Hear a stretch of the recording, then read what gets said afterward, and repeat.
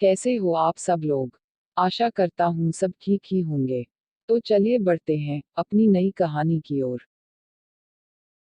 बहुत समय पहले एक राजा था जो खुद के बारे में सोचता था कि वह बहुत ही नेक सोच, दयालु स्वभाव और दरियादिली है। उसे लगता था कि वह स्थितियों को सही से समझने, हर बात पर न्याय करने और हर विषय में उचित विचार रखने वाला व्यक्ति है। राजा की 3 बेटियां थीं। एक दिन उसने अपनी बेटियों को बुलाकर कहा, मेरे पास जो भी है वो सब तुम्हारा है। तुम तीनों को मुझसे ही जीवन मिला है। मेरी इच्छानुसार ही तुम तीनों का भूत, वर्तमान और भविष्य बना हुआ है, जो आगे भी ऐसे ही बना रहेगा। मैं ही तुम तीनों का भाग्य बनाता हूँ। राजा की यह बात सुनकर उसकी 2 बेटियों ने शांत मन से राजा की बात में हामी भर दी। लेकिन तीसरी बेटी ने ऐसा नहीं किया। उसने कहा, नहीं, मुझे तो नहीं लगता है कि आपके हाथों में मेरा भाग्य है। राजा यह सुनते ही गुस्से में आ गया। उसने अपनी तीसरी बेटी की कही बातों को एक चुनौती के रूप में स्वीकार किया। उसने खुद को अपनी तीसरी बेटी के सामने सही साबित करने की ठान ली और उसे जेल में बंदी बना दिया। इस वजह से राजा की तीसरी बेटी कई सालों तक जेल में ही बंद रही। राजा और उसकी बाकी की बेटियां राजसी जीवन जीते रहे। राजा मन ही मन सोचता है कि यह मेरा ही हुक्म है, जो मेरी जिद्दी बेटी जेल में कैद है। लोगों को भी यही लग रहा होगा कि राजा का ही हुक्म है, जो उसकी बेटी को ऐसा भाग्य मिला है। उसकी प्रजा के लोग भी यही सोचते थे। उन्हें लगता था कि राजा की तीसरी बेटी ने जरूर कोई गलत कार्य किया होगा, तभी उसे जेल में कैद करके रखा गया है। वरना कोई भी पिता अपनी बेटी के साथ भला ऐसा क्यों ही करेगा। राजा कभी कभी जेल में कैद अपनी तीसरी बेटी से मिलने के लिए जाता था। उसकी बेटी बहुत कमजोर हो गई थी, लेकिन अभी भी उसके विचारों में कोई बदलाव नहीं आया था। मगर राजा अपनी कमजोर होती बेटी की हालात और नहीं देख पा रहा था।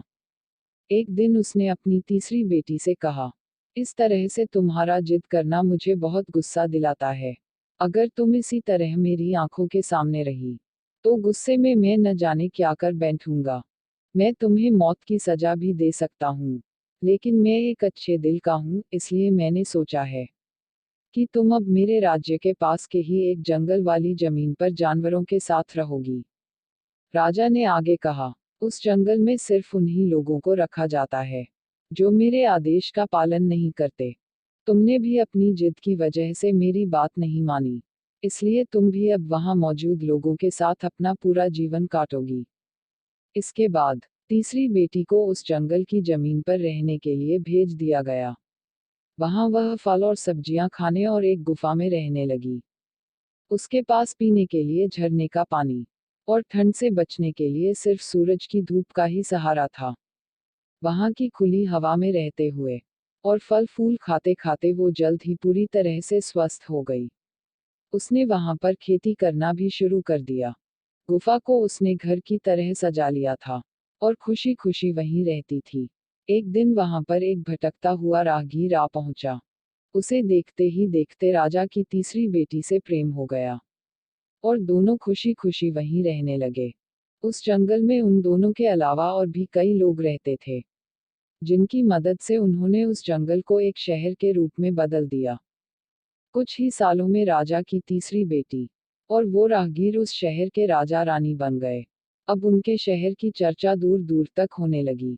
जैसे ही इसकी जानकारी राजा को मिली, वह उस जंगल में सब कुछ देखने के लिए पहुंच गया। जब उसने वहां की राजगद्दी पर अपनी बेटी को बैठे देखा और साथ में एक खूबसूरत युवक को, तो उसके होश उड़ गए। राजा की बेटी ने अपने महल में अपने पिता का पूरे सम्मान के साथ स्वागत किया। उसने अपने पिता से उसके बुरे बर्ताव व फैसला के लिए कुछ भी नहीं कहा। जैसे ही राजा वहां बैठा, तो उसे एक आवाज सुनाई देने लगी, जो कह रही थी कि हर इंसान स्वयं ही अपना भाग्य बनाता है। कोई अन्य इंसान किसी और का भाग्य नहीं बना सकता। इसके बाद राजा को स्वयं ही अपनी गलती पर पछतावा होने लगा और उसने अपनी सभी बेटियों को अपने भाग्य से आजाद कर दिया। उसने अपनी तीनों बेटियों से कहा, भले ही तुम तीनों का भाग्य मेरे हाथों में है, लेकिन हर व्यक्ति खुद ही परिस्थितियों के अनुसार अपना भाग्य अच्छा व बुरा बना सकता है।